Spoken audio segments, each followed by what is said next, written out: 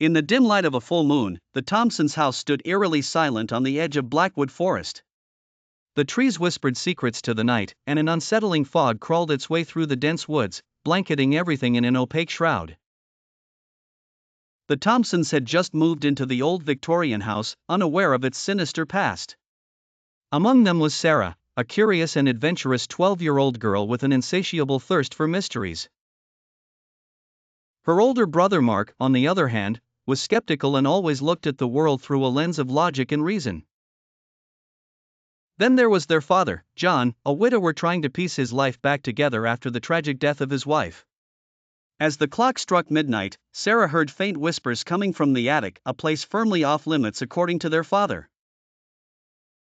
The whispers were barely audible but filled with a sense of dread, luring Sarah into the unknown. She tiptoed up the creaky wooden staircase, holding her breath with every step. The door to the attic was ajar, revealing nothing but darkness. She hesitated, her heart pounding like a drum, before finally stepping inside.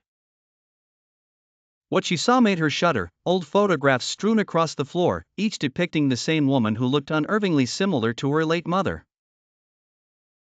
Engraved on the back of each photograph was a date and an inscription: "She will return." Suddenly, a cold breeze swept through the attic, extinguishing the candle Sarah was holding. The whispers grew louder, now clearer. They seemed to be chanting her name. Panic surged through her veins as she scrambled to find the stairs. Just as she reached the door, it slammed shut with a thunderous bang. On the other side, Mark and John awoke to the sound and rushed to her aid.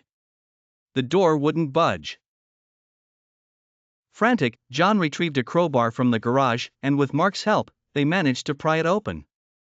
When they entered the attic, Sarah was gone. Only the photographs remained, now drenched in fresh crimson blood. Over the next few days, the family searched tirelessly for Sarah, but to no avail.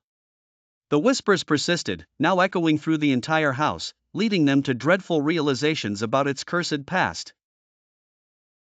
It turned out that the house once belonged to a deranged occultist who believed he could bring back the dead by sacrificing children. The woman in the photographs was his first victim, and he had prophesied that she would return to claim more souls. As days turned into weeks, the Thompsons' hope dwindled. John and Mark could feel the entity's grasp tightening around them. One night, as John pored over old documents in a desperate attempt to find a solution, he stumbled upon a hidden ritual described in an archaic text. This ritual promised to banish the entity but required a sacrifice from the family. With a heavy heart, John knew what he had to do. He prepared everything according to the ritual and, under the haunted moonlight, performed the banishment.